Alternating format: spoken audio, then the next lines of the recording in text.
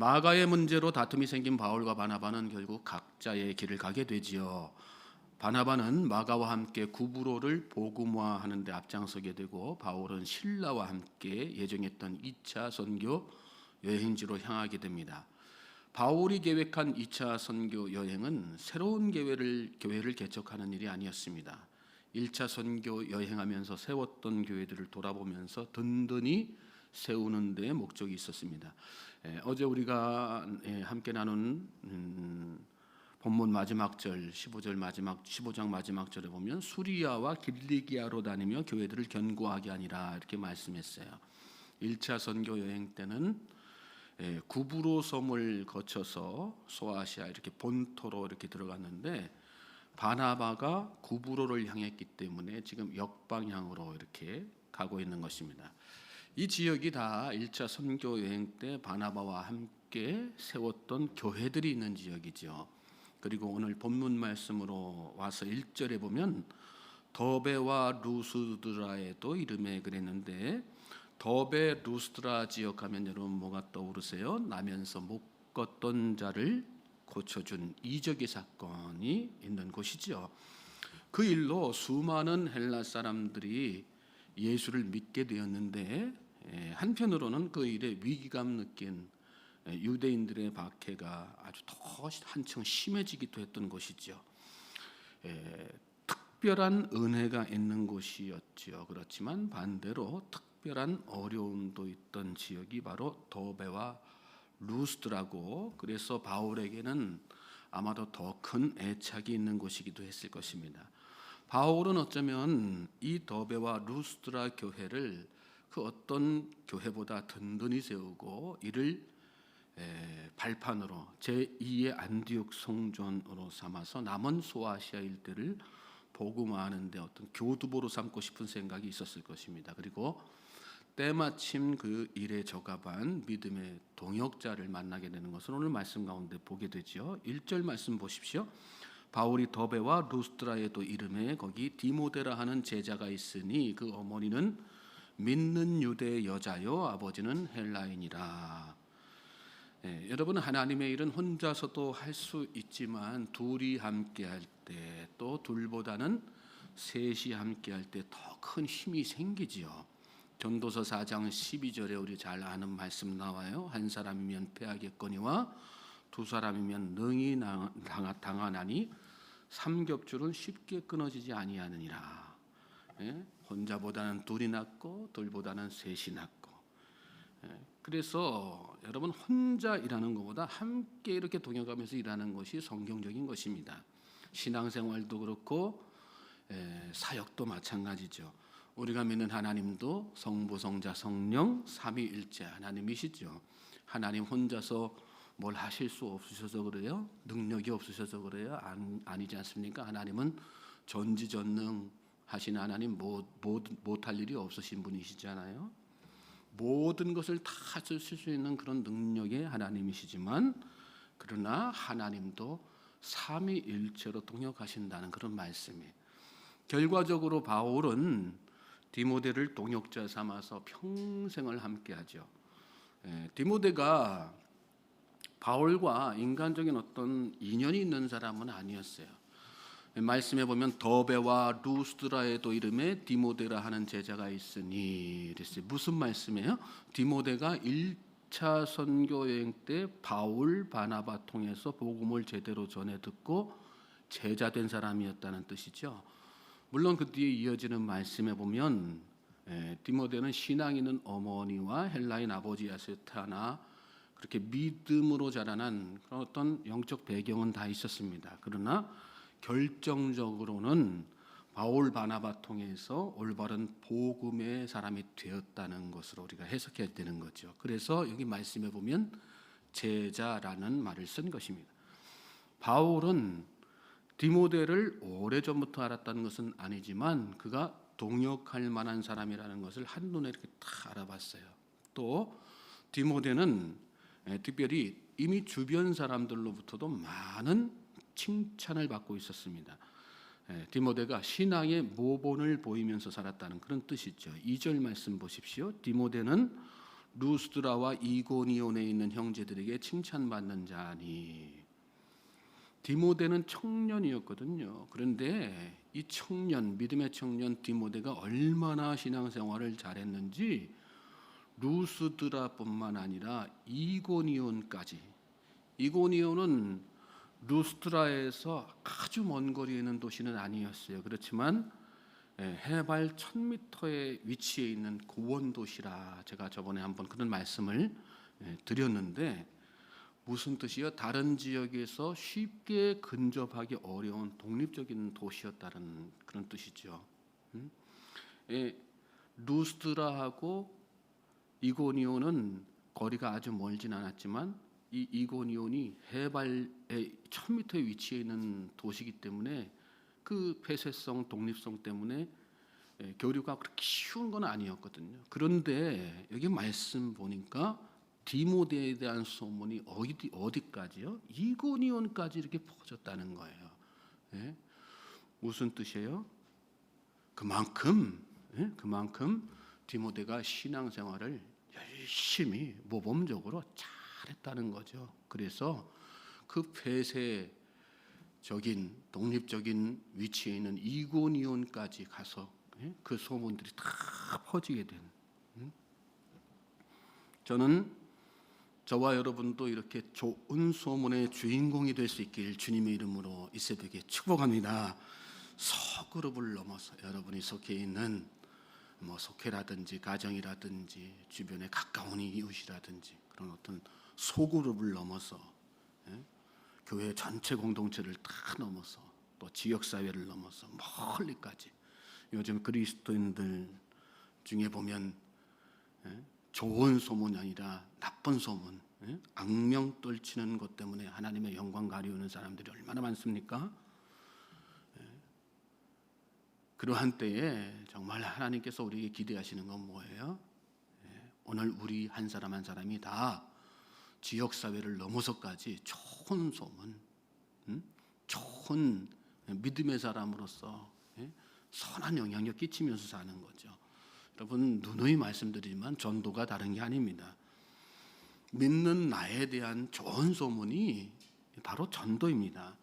성경 구절 이렇게 적어놓고 아름답게 디자인한 인쇄물도 좋은 전도지지만 그보다 더 좋은 전도지는 신앙으로 살고 믿음으로 살고 주변에 선한 영향력, 좋은 소문 끼치는 나, 그게 더 좋은 전도지죠. 믿습니까? 내가 바로 좋은 전도지다. 내가 그리스도의 편지다. 그래서 사도 바울은 그리스도의 편지라는 말을 자꾸 사용하잖아요. 그리스도의 향기다. 그리스도의 편지다. 오늘 내가 전도지고 편지고 그리스도의 향기라는 생각을 가지고 오늘 이 하루 또 여러분이 있는 자리에서 선한 영향력이, 선한 소문이 주변에 펼쳐갈 수 있기를 위해서 기도로 나아가는, 또 말씀으로 나아가는 우리 모든 성도님들 되시길 바랍니다. 자, 바울은 이러한 좋은 소문의 주인공 디모데를 동역자로 삼았어요. 그리고 계획한 선교 일정을 이어가는 것을 이어지는 말씀 가운데서 보게 되죠. 3절, 4절, 5절입니다. 바울이 그를 데리고 떠나고자 할새 그 지역에 있는 유대인으로 말미암아 그를 데려다가 할례를 행하니 이는 그 사람들이 그의 아버지는 헬라인인 줄 다 알미러라. 여러 성으로 다녀갈 때에 예루살렘에 있는 사도와 장로들이 작정한 규례를 그들에게 주어 지키게 하니 이에 여러 교회가 믿음이 더 굳건해지고 수가 날마다 늘어가니라. 이 3절에 보면 떠나기 전에 디모데에게 할례를 행하도록 이렇게 하죠. 이유가 뭘까요? 그 지역에 있는 유대인들로 말미암아 말씀에 그랬습니다. 유대인들에게 복음 전하기 쉽게 하도록 하기 위해서 그랬다는 거죠. 그때 당시의 사람들이 이 디모데가 이렇게 보면 아버지가 헬라인이었기 때문에 외모상으로 보면은 헬라인에 가까웠던 것 같습니다. 그래서 사람들이 자꾸 디모데를 대할 때 헬라인 이방인으로 바라보고, 또 유대인들은 이방인에 대한 선입견이 참 많았지 않습니까? 그러니까 그걸 갖다가 극복하기 위해서 나 헬라인으로 보이지만 사실은 유대인입니다.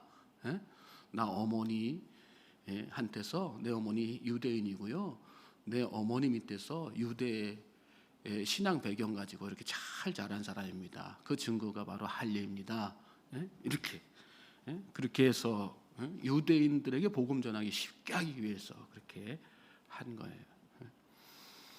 바울과 디모데는 그렇게 모든 만반의 준비를 다 갖추고 여러 성을 돌면서 말씀을 잘 가르치죠. 그로 인해서 교회들은 더 굳건해지고 수가 날마다 늘어났습니다. 그들은 계속해서 부르기아, 갈라디아를 거쳐서 비두니아로 가기 위해서 무시아에 도착을 하죠. 자, 그런데 여기서 예기치 못한 일이 하나 발생을 합니다.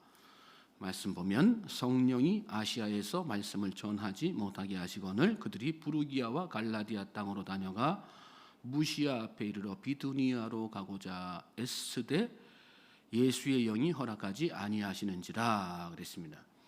비두니아는 흑해 바로 맞은편에 위치해 있습니다. 터키 땅의 끝자락.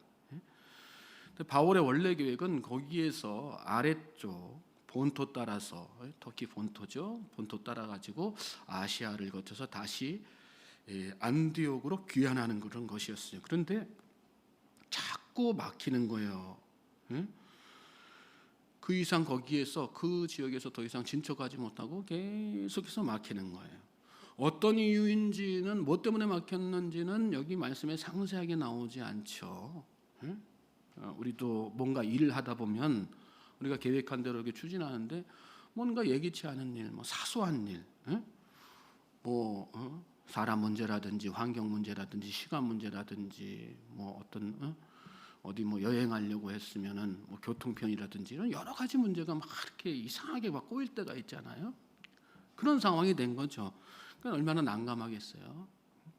그래서 야, 왜 이럴까? 계속해서 거기서 이제 어떻게 앞으로 계획한 대로 진행하지 못하고 이렇게 딱 있는데 이 모든 상황을 결과적으로 이렇게 깨달은 거거든요. 결과적으로 그때 당시에는 몰랐어요. 그 순간에는 몰랐습니다. 그런데 결과적으로 나중에 환상 가운데 바울이 마게도냐 사람을 만나게 되고 그때 비로소 이제 깨달은 거예요. 왜 이렇게 일이 꼬이고 얽히고 우리 진척이 안 될까? 보니까 여기 말씀에 그래서 뭐라고 해요? 성령께서 막으셨다. 예수의 영이 허락하지 않으셨다. 그렇게 자꾸 일이 틀어지는데 그 내용을 누가 그렇게 하셨다는 거예요? 성령께서, 하나님께서. 여러분, 우리가 무슨 계획을 갖고 진행할 때 그 일이 자꾸 어긋나게 될 때가 있어요. 그럴 때 우리는 믿음의 사람들은 진지하게 생각해 봐야 돼요. 뭘요? 하나님의 다른 계획이 있는 건 아닐까? 하나님께서 막으시는 건 아닌가? 나는 이런 계획을 가지고 분명히 이게 옳다고 생각해서 하나님을 기도하지만 하나님께서 하나님의 특별한 계획, 새로운 계획이 있으면 그걸 막으실 때가 있거든요. 그러니까 우리는 무엇이든지 하나님의 뜻을 있는 자리에서 특별히 이런 상황을 접하게 되면 깊이 있게 기도하는 그런 훈련을 계속해 나가야 되는 거예요. 하나님 왜 일이 안 되나요? 하나님 이 일을 좀 해결해 주세요라고 기도하는 것도 중요하지만 하나님의 계획이 다른 계획이 있으십니까? 기도하는 거. 그리고 그 하나님의 뜻을 찾아서 순종해 나가는 그게 믿음이죠. 바울의 계획이 나쁜 계획은 아니었어요. 우리가 생각하고 기도하는 계획도 나쁜 계획은 다 아니에요. 그러나 하나님의 특별한 계획이 있을 때 내 계획이 나빠서가 아니라 틀려서가 아니라 좋지 않아서가 아니라 좋지만 괜찮지만 나쁘지 않지만 하나님의 다른 특별한 계획이 있어서 그 길을 막으실 때가 있다는 거거든요. 지금까지 바울도 좋은 계획을 가지고 일을 진행해 왔어요. 기도하면서 계획대로 또 그리고 또 이렇게 순리대로 다 또 순조롭게 다 진행되었어요. 그런데 갑자기 막혔다는 거예요. 하나님께서 막으셨다는 말씀이죠. 그 이유가 뭘까요? 하나님의 새로운 계획이 있었기 때문에. 자, 뒤에 이어지는 말씀 보시면 바울은 그때 상황에는 분명히 답답했을 거예요. 그런데 얼마 안 가서 이 모든 것이 하나님의 섭리 가운데 이루어진 일이었구나. 하나님의 특별한 나와 우리 선교팀을 향한 계획이 있으셨구나 깨닫게 되죠. 뭘 통해서요? 환상 통해서. 9절 말씀 보시면 밤에 환상이 바울에게 보이니 마게도냐 사람 하나가 서서 그에게 청하여 이르되 마게도냐로 건너와서 우리를 도우라 하거늘 이렇게 말씀했어요. 하나님의 계획, 바울의 계획은 본토를 돌아서 안디옥으로 돌아오는 거였는데, 그래서 교회들을 다 이렇게 든든히 세우는 건 좋은 계획이죠. 그런데 하나님의 계획은 따로 있었다는, 거기서 어디로요? 마게도냐로. 저기 말씀 보면 환상이 바울에게 보이니 누가 하나 서서 마게도냐 사람 하나가 서서. 여러분, 환상은 다른 게 아니에요. 하나님께서 환상 중에 말씀하시는데, 환상은 하면 우리는 뭔가 이런 어떤 우리가 상상하지 못하는 꿈이라든지 뭐 어떤 특별한 영적 신비적인 체험들을 떠올리거든요. 근데 환상의 핵심적인 내용은 뭡니까? 하나님의 말씀이 있다는 거예요. 하나님의 음성이 있다는 거예요. 그게 환상이에요. 여기 다른 게 아니라 하나님께서는 마게도냐 사람을 통해서, 그의 입술을 통해서 하나님의 뜻을 이 바울에게 깨닫도록 하시는 것을 말씀 가운데서 보게 되는 거죠. 저는 저와 여러분이 환상을 바라보는 사람이 되길 바랍니다. 그리고 주님께서 보여주는 환상 속에서 주님이 들려주시는 음성을 들을 수 있게 되길 주님의 이름으로 소망하고 축복합니다. 이 마게도냐 사람이 환상 가운데 나타났어요. 그래서 어떻게 해요? 건너와서 우리를 도우라. 건너와서 우리를 도우라. 뭐 요청해요? 도움 요청하는 거예요. 바울이 이렇게 쭉 나머지 교회들에도 바울이 꼭 필요한 사람이었어요. 그런데 여기 말씀에 보면 마게도냐 사람이 와서 마게도냐에 당신이 필요합니다. 와가지고 우리를 도우십시오. 이렇게 이야기하는 거예요. 마게도냐는 어떤 곳이에요? 교회 자체도 없는 곳이죠. 상대적으로 여기 소아시아에 있는 1차 선교지에 세웠던 사도 바울과 바나바가 세웠던 그 교회들도 정말 일손이 필요하고 도움이 필요하고, 그다음에 아직 든든히 더 세워줘야 되고 그런 교회예요. 그런데 거기에 비해서 마게도냐는 어떤 교회예요? 그거보다 더 열악한 상황이거든요. 그런데 하나님께서 뭐라고 말씀하세요? 이 마게도냐 사람을 통해서 너 거기 가서 그렇게 하는 것도 좋지만 여기가 더 필요하니까 여기 와서 일해라, 그렇게 말씀한 거예요. 그리고 이어지는 말씀 보면 바울은 어떻게 해요? 우리가 곧 마게도냐로 떠나기를 힘쓰니 이는 하나님이 저 사람들에게 복음을 전하라고 우리를 부르신 줄로 인정함이로라. 그걸 인정하고 받아들였어요. 그리고 마게도냐로 건너가게 된 거란 말씀이죠. 여러분, 우리는 신앙생활하면 나에게 정말 필요한 공간 사역지를 찾는 일에 열심을 이렇게 다 하거든요. 근데 우리가 정말 이 말씀 가운데서 깨달아야 되는 거, 진짜 신앙이라고 하는 거, 진짜 믿음이라고 하는 건 뭘까요? 나에게 필요하고 적합한 사역지가 아니라 나를 필요로 하는 사역지, 나를 필요로 하는 장소, 때, 그게 더 중요하다는 거 우리가 말씀 가운데서 깨달아요. 하나님은 나에게 필요한 것이 아니라 하나님에게 필요한 것으로 믿음의 사람들을 부르시는 거예요. 믿습니까? 믿음이란 뭐예요? 거기에 반응하는 거죠. 내가 필요한 것 찾아서 신앙생활하는 것이 아니라, 나에게 적합한 곳 찾아서 신앙생활하는 것이 아니라 나를 필요로 하는 것. 하나님의 일에 꼭 필요해서 하나님 부르실 때 그 부르시며 응답하는 것, 그게 바로 믿음이고 신앙생활이라는 거. 잘 깨달아야 되는 것입니다. 10절 말씀 다시 보시면 바울이 그 환상을 보았을 때 우리가 곧 마게도냐로 떠나기를 힘쓰니 이는 하나님이 저 사람들에게 복음을 전하라고 우리를 부르신 줄로 인정함이로라. 바울의 2차 선교 계획이 틀렸다는 것을 인정하라는 게 아니에요. 그보다 뭘 더 인정하라는 거예요? 지금 이 순간 하나님께서 바울이 왜 필요한지를 인정하는, 왜 마게도냐로 부르셨는가를 인정하는. 바울은 그렇게 인정하고 그것을 받아들였어요. 틀렸기 때문이 아니에요. 잘못된 길을 갔기 때문이 아니에요.